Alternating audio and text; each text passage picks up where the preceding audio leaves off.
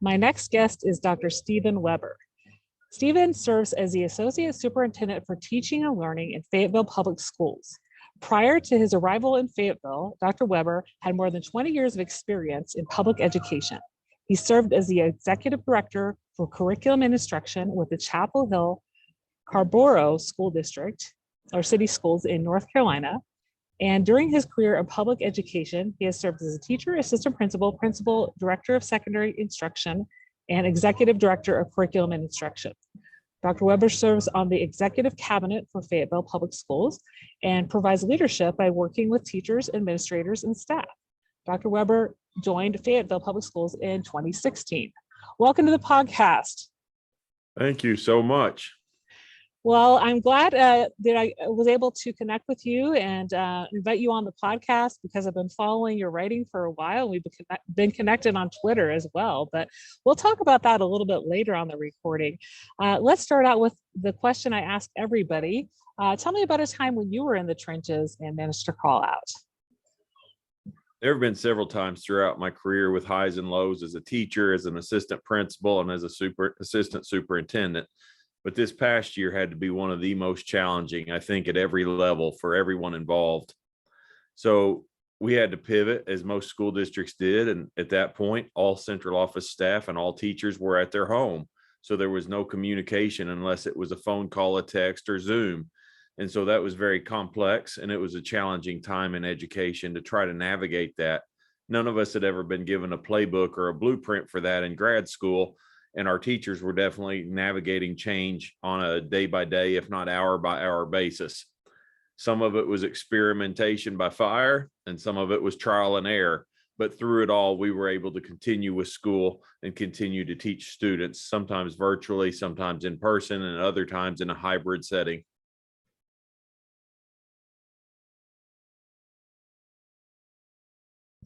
So explain to me a little bit about your role in the district and kind of how your role in particular, was crucial to just maintaining that continuous instruction and kind of that shift to online instruction as a part of your role in the district. I'm entering my 6th year with Fayetteville Public Schools, very proud of the district and proud of the teachers and staff that we have. My role was communication, and communication was much easier when we could have face-to-face principal meetings or face-to-face meetings with our teacher leaders and ask questions.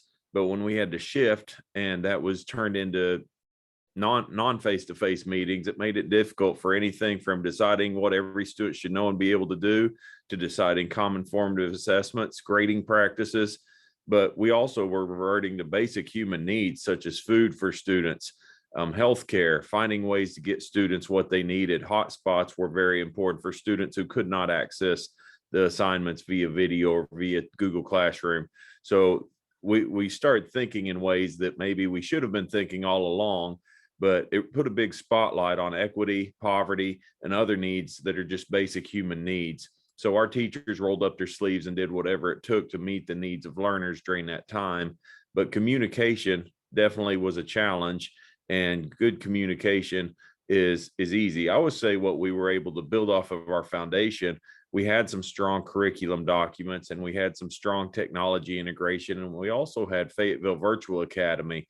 So 5 years ago, our school district had the foresight to develop a virtual academy. And now several school districts are doing that in the midst of COVID. So we've had a lot of school districts contact us to say, how do you set up a virtual school? So that was very effective. And in that case, that was one of our 16 schools. That school didn't have to pivot as much. I'm not going to say they had no changes or no shift, but they didn't have to pivot as much because they were already set up and designed for virtual learning. So great principal at that school and great teachers. And I think we leaned on that staff from time to time to ask them, how do you teach in a virtual setting? Because at one point, our school district was 100% virtual. And so as we enter the 21-22 school year, tell me a little bit about kind of how your district is now shifting back, I would say, to mostly in person. Do you still have a little bit of the population of your district that is going to that virtual academy this year, or how does that look? Our virtual academy in Fayetteville is open to K through 12. So we have over 300 students enrolled in K through 12 virtual academy, and the rest of our students are returning to on-site instruction. However, if a student or their family have to go into quarantine, then that student will be learning virtually for the time that they're in quarantine. So we know that throughout this year, we'll continue to have some students learning virtually if they need to go into quarantine, and we're prepared for that. It's challenging. It's very difficult on teachers, but our teachers learned a lot over the past 15 months about teaching and learning, and several of the tools that they learned and things they experimented with, teachers have said, this is going to make me a better teacher in the future. So my hat's off to all classroom teachers around the world, because this is nothing we've ever prepared for, but hopefully in the future, for the next 5 to 10 years, we can really build on a strong foundation. And I know everyone's looking forward to getting back to school on site, and for the pandemic to go away at some point, because teachers know how to teach students on site. But the good thing is we've learned a lot of things about technology integration, blended learning, and the beauty of being able to connect with learners when they're not at school. Yeah, and I found that really interesting in the fact that so if a student has to quarantine, they're just going to shift to that online school. So there is a similar curriculum that they're using at the Fayetteville online that they're using in that grade level or the subject area.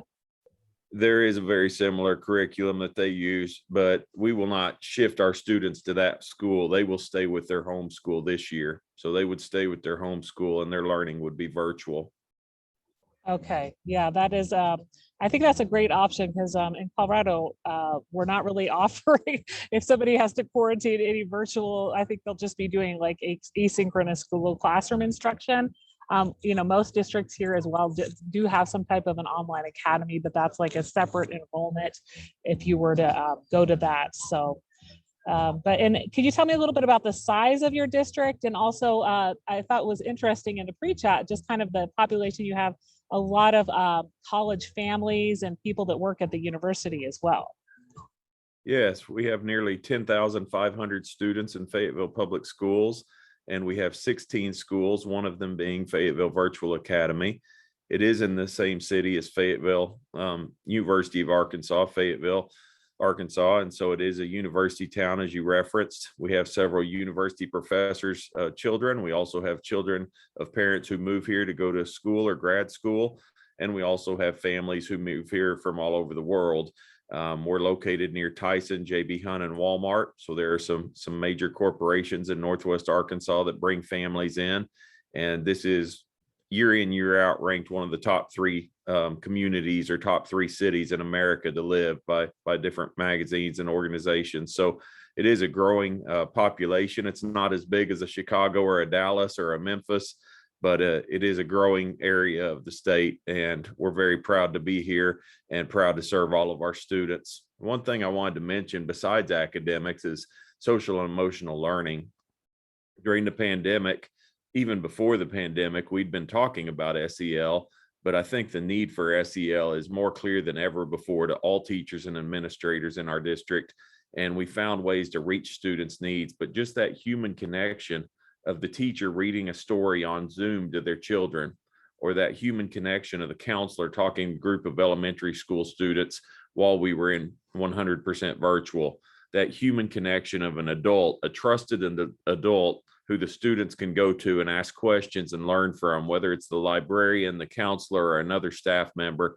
We just really learned the power of social emotional learning, and we don't want to forget that. We don't want to revert back to all math and reading and science and forget SEL. So I think that was a big takeaway for our staff in Fayetteville.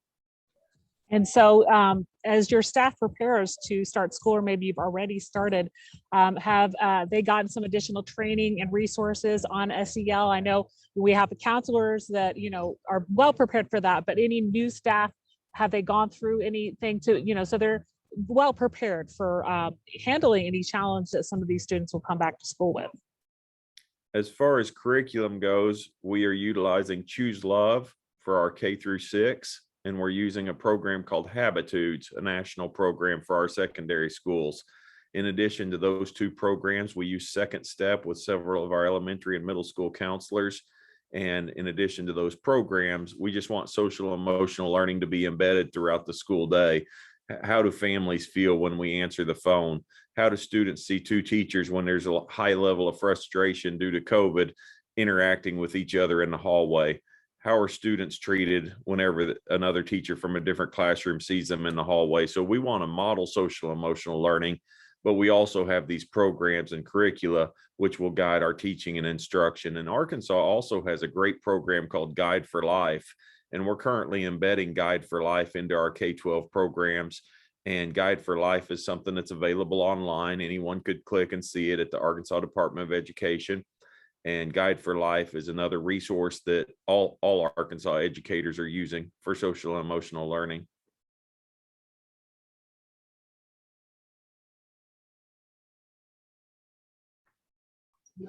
Yeah, I'm thrilled that you pointed out some of these resources. I know Second Step, I have not heard of the Choose for Love curriculum, but I know Second Step is used also in the elementary level. And yeah, it's great that the Department of Ed actually has something that most schools in your state are using. So yeah, so any of these things people can look up online if they want to find out more about the curricula.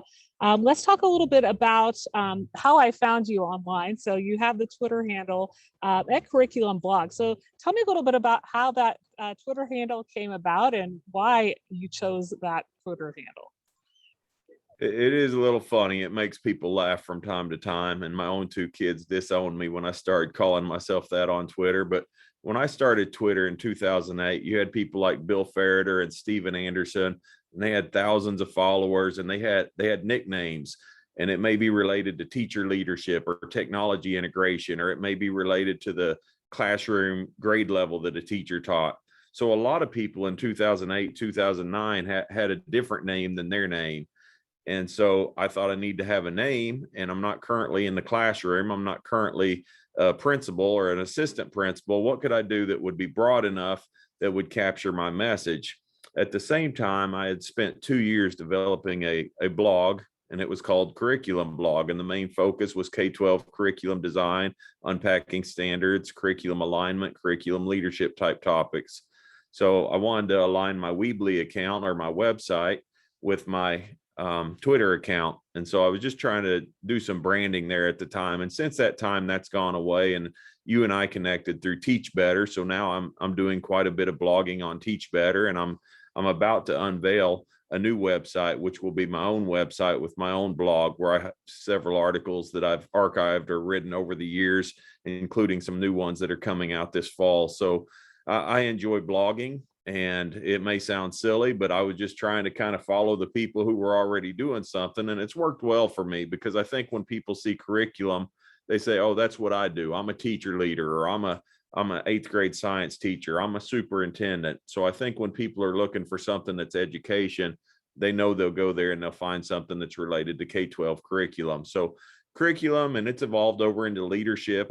I tweet and blog about leadership topics quite a bit, and also just what's going on in K-12 education. If I go to a conference, or if I have a conversation with an assistant principal and it sparks a thought in my mind, I'll tweet that out and share my thoughts or my resources. So I really just get a lot of pride out of sharing online with others. And just this past week, a school in Los Angeles, California, let me know that they had used some of my questions. I had some back to school questions for educators, and they let me know that they had used some of my questions in their faculty meeting for back to school planning. So that means a lot to me when someone else is using a resource or a tool that I've found effective, and it's impacting teachers in a school district, teachers who I've never had the opportunity to meet. So I hope that all teachers have a great kickoff to school year, but that means a lot to me as an author or as a blogger if someone says, we used your tools or we used your questions for our faculty meeting.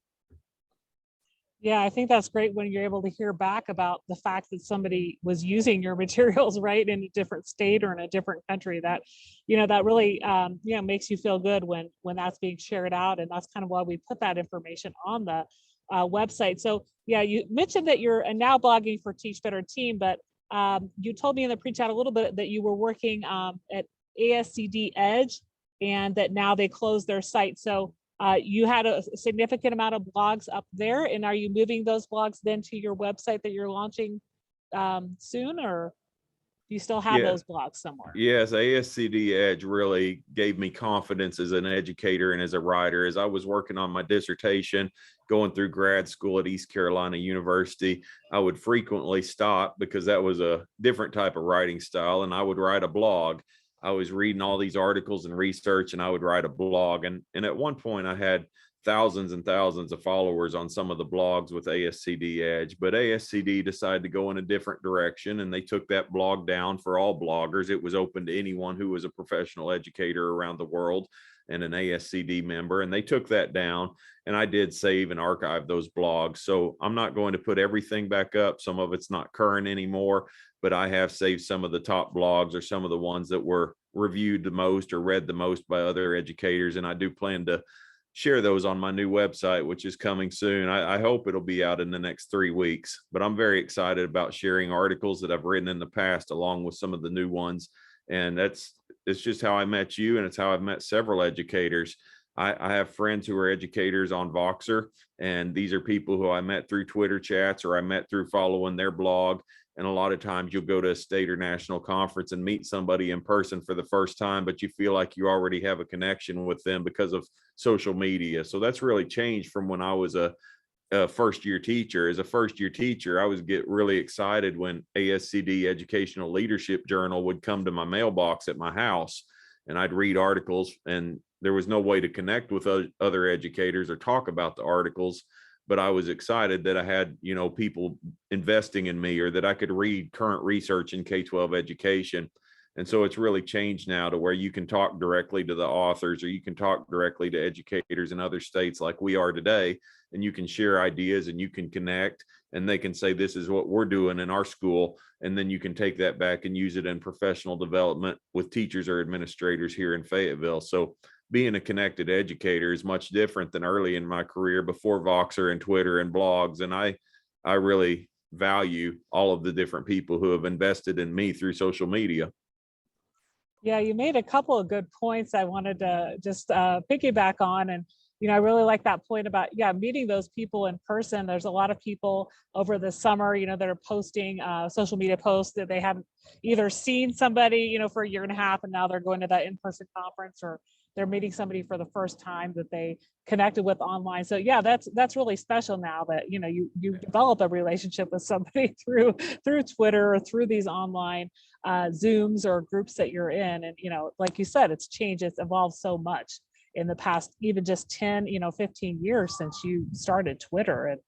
And, we talked a little bit in the pre-chat as well about your, just that experience writing your doctorate, right? And the academic writing, how that's different than blogging, quite different, right? And it kind of helped you relax, didn't it? When you were trying to finish your dissertation, you kind of took a little bit of a break sometimes and wrote a blog to kind of step away from that academic writing. It is very relaxing. It helps you reflect on what you believe. It helps you reflect on articles you've read or books you've read, if you've read multiple books about the same topic. And when you get feedback on a blog, it allows you to hear what other people are thinking about that same topic, or how that topic's impacted them as a teacher or administrator. But yes, it is very relaxing. I joke at one point, my wife said, if you take all these blogs and put them together, you'd have a doctorate degree. So I think I got a little heavy on the blog writing at one point for a year and a half, and didn't do as much with the dissertation writing. So yes, the blogging is much more writing for pleasure. Yeah, and I kind of wrote on kind of opposite ends of writing my capstone dissertation. I blogged maybe up until 17 or 18, but then I did a lot of my dissertation writing at 19 and 20. And then I started writing for Teach Better Team at the end of 2020. So I kind of kept that academic writing just to the academic writing. But now, I really agree with you. It's so much easier to kind of just put your thoughts out there and put your thoughts on paper and not have to worry about the APA guidelines and the citations and all those type of things. So, well, you're such a busy educator, and tell me a little bit about when you find time for the writing and the blogging. You certainly have to do it at night and on the weekends, but I enjoy Friday nights. You can go to a Friday night football game and you're excited about the outcome of the game and you can't go to sleep. So Friday night from 10 to 1 in the morning, or Saturday morning early. Quite often I like to get in a chat called Lead Up Chat, hashtag Lead Up Chat on Saturday mornings. and you get really inspired from a 8:30 to 9:30 1 hour Twitter chat and all the ideas that are shared about the topics. And so after that, I may write a blog based on something I learned from other educators, and Sunday afternoons. So I'd say the weekends and Friday nights are when I find time to blog, but it's very challenging to do it during the school day. I think any teacher or administrator would admit there's too much work going on during the day to have time to really think deeply about a blog. But as you're driving between schools, or as you go and visit with different principals, or you leave a meeting with all central office staff or all principals, definitely in the meetings, you're constantly thinking and reflecting. And then sometimes something that you've heard from another educator in your district or online leads to a blog. So are you the type of person who might do like a voice recording if something comes to you, if you're in that meeting right after the meeting, or if you're taking a break, and just put in a quick voice recording to yourself if you have an idea for the blog so you can get to that later? I probably should. That's pretty contemporary, but I'm more of a hard copy. I like to grab a Post-it note or grab a legal pad and jot down my ideas, or I like to start sometimes by just brainstorming on a Saturday with 10 bullets and just randomly picking 10 topics and then deciding which one I want to go with to write a blog. But there's often times where you start writing a blog and you don't finish it because you don't have more than a paragraph to write about. So I have started blogs and stopped, or I've revisited a blog 3 years later. But yeah, I like to just constantly have a hard copy notepad around.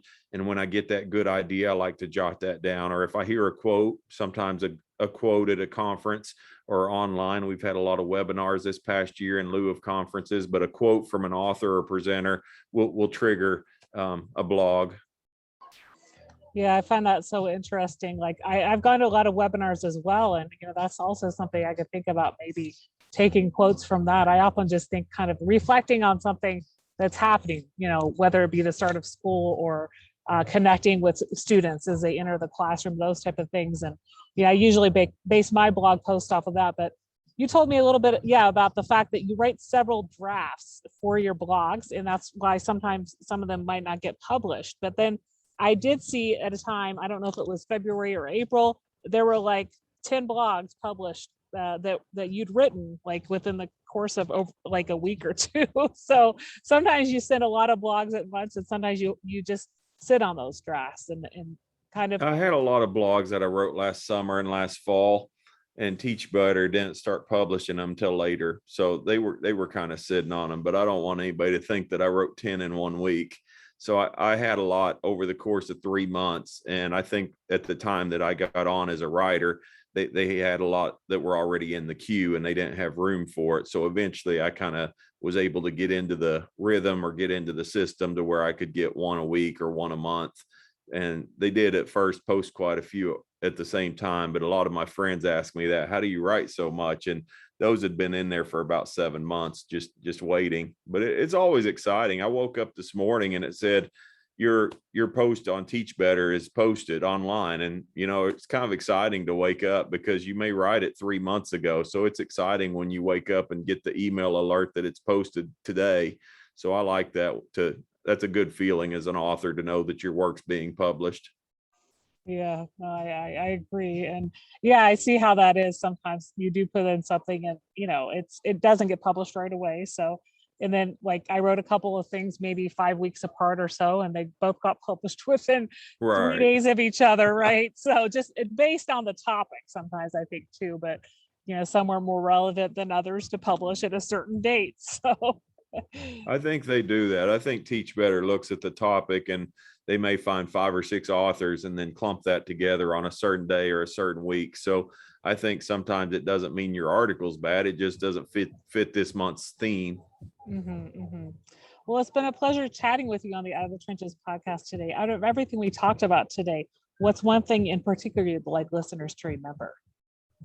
Well, I really appreciate the opportunity to meet with you, Dana. It's been a pleasure. And it's a quote that I'd like to share with listeners from Jenny Catron. Jenny wrote, "When we fully embrace the reality that complexity is our playing field, it becomes a game changer for how we approach our leadership. We no longer see complexity as a frustration. We see it as an opportunity. Complexity is where our best leadership happens." And I just find that quote to be very inspiring during these complex times. They say we live in a VUCA world. It's volatile, it's changing, it's uncertain, and it's definitely complex. So during times of complexity, we can continue to be frustrated and we can continue to say we've never been here before. How are we going to move forward? But we can also reflect that we made it through the past 15 months. And as educators and connected educators, we'll continue to support each other and we'll continue to move forward. But I really think that's a powerful quote to end on. And it has meant a lot to me during the past 12 months. Yeah, I definitely would agree. And I'm going to make sure I get some type of a visual of that quote, if that exists on Google, and add to the show notes with that quote. So thank you for sharing that. And where can people connect with you? I know I mentioned your Twitter handle, but do you have also the URL to your upcoming website? My Twitter handle is @curriculumblog. On Voxer, S Weber, WEBER. And the URL for my website is coming soon, but it is the goal is for it to be drstephenweber.com. But when that comes out, I'll send you the link and maybe we can update it on the show.